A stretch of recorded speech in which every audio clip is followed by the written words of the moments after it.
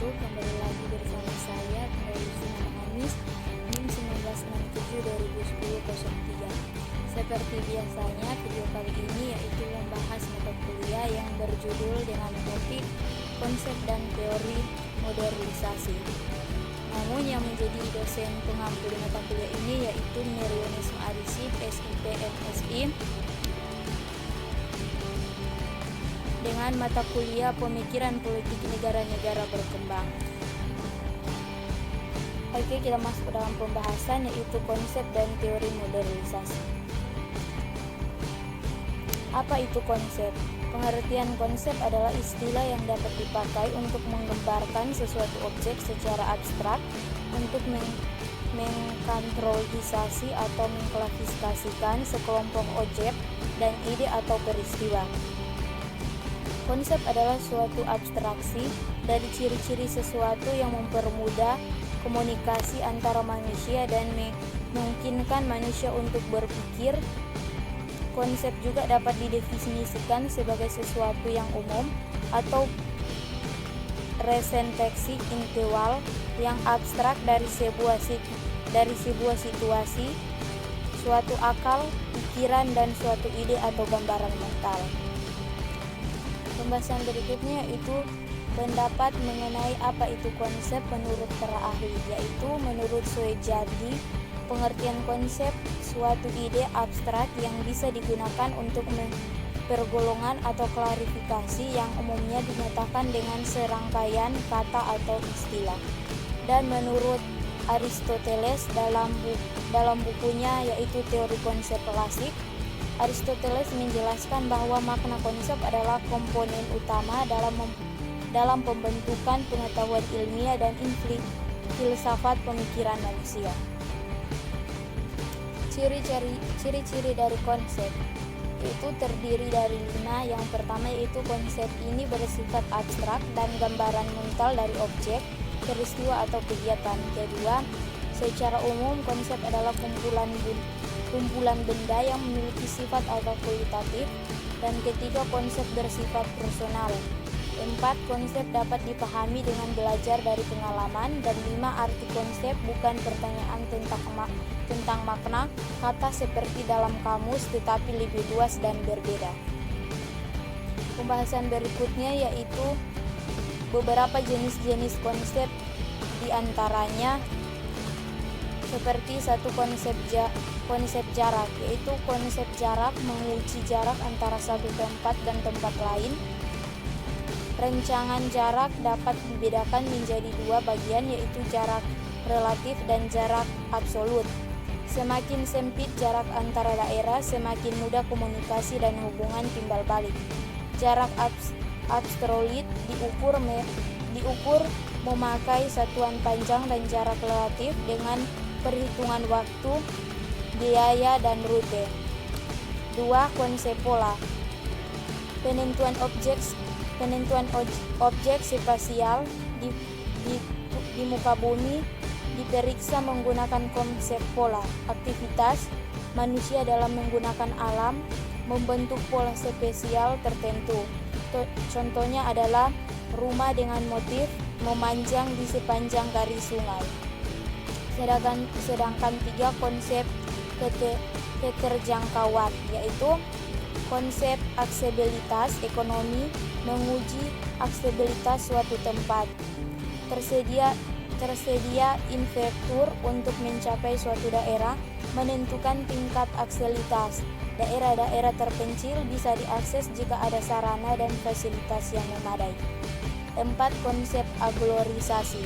Konsep aglorisasi terkait dengan konsentrasi atau pengelompokan suatu fenomena di permukaan bumi, misalnya konsentrasi area konsesial di pusat kota. 5. Konsep morfologis, yaitu konsep morfologis terkait dengan bentuk permukaan bumi. 6. Konsep keterkaitan keruangan, yaitu konsep koneksi spasial menunjukkan sejauh mana kebutuhan bersama antara daerah. Sebagai contoh, perbedaan potensial antara daerah mempromosikan hubungan dalam memenuhi kebutuhan material dan sosial si penduduk. 7. Konsep nilai guna, yaitu setiap daerah mempunyai potensi yang berbeda. Keragaman potensi memiliki nilai guna yang beragama pula. Ciri-ciri populasi suatu daerah dapat menentukan nilai penggunaan suatu wilayah. Jika banyak potensi dikembangkan, maka semakin besar nilai untuk digunakan di rumah. 4. Yaitu konsep interaksi dan interdependensi. Interaksi menunjukkan hubungan antara dua wilayah atau lebih. Saling ketergantungan adalah hubungan antara daerah yang telah mencapai tahap kecanduan. Misalnya petani desa menghasilkan gandum, sementara kota memiliki gandum dalam bahan makan olahan. Pembahasan berikutnya yaitu apa yang dimaksud dengan teori modelisasi. Teori modelisasi merupakan gugusan pemikiran untuk menjelaskan fenomena modelisasi atau dua modern, yaitu suatu kondisi sosial yang bercirikan efisien, cepat, rasionalitas, formal, praktis, cepat, instan, terstandar, serba uang, ketersaingan, pengalaman, dan akhirnya menjadi tidak rasional yang berbalut rasionalitas. Pembahasan berikutnya yaitu pengertian modelisasi. Modelisasi atau modelti atau komederan atau merujuk pada kehidupan masyarakat modern, yaitu suatu masyarakat dengan keadaan sosial yang telah mengalami perubahan dan telah berada di keadaan masyarakat sebelumnya, yakni pada abad pertengahan. Modelisasi ini muncul terdorong oleh perubahan pemikiran di bidang ilmu pengetahuan atau revolusi ilmu pengetahuan, perubahan di bidang tata kelola ekonomi atau revolusi industri Inggris, dan tata kelola sosial atau revolusi Prancis. Pembahasan berikutnya yaitu karakteristik, produk, dan dampak modalitas.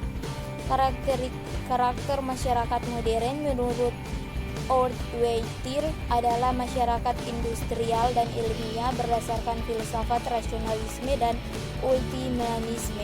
Produk dan dampak modelisasi adalah hasil perpaduan antara teknologi informasi dan rasionalis atau yang kemudian menjadi irasional, yakni masyarakat konsumtif, masyarakat cepat, instan, praktis, masyarakat virtual atau online, sebagai pribadi-pribadi yang selfish dan tampak cuak, karena selalu fokus pada target yang sendiri daripada kepada lingkungan sosialnya.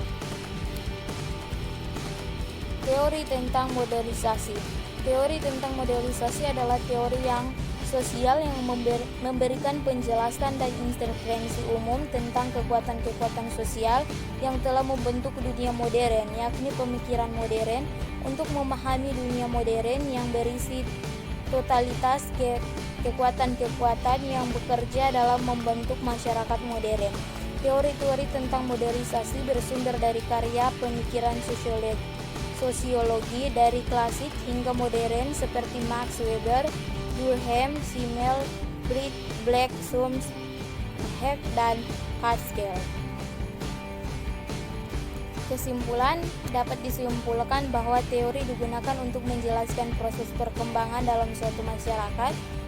Teori modelisasi diartikan sebagai pandangan terhadap perubahan sosial budaya di lingkungan masyarakat yang berkaitan dengan perubahan kehidupan dan tradisional menuju modern.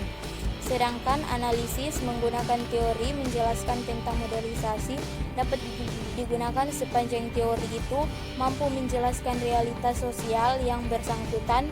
Modelisasi atau dunia modern memiliki karakter sebagaimana dideskripsikan di atas. Analisa terhadapnya seyogyang memperhatikan karakter realitasnya. Sekian yang menjadi pembahasan mengenai topik konsep dan teori modelisasi pada saat ini, dan sebelum saya mengakhiri video ini, saya ingin mengajak teman-teman semua untuk mari bergabung bersama kami di Universitas Pembangunan Indonesia Manado, program studi ilmu politik Fakultas FISIP. Terima kasih.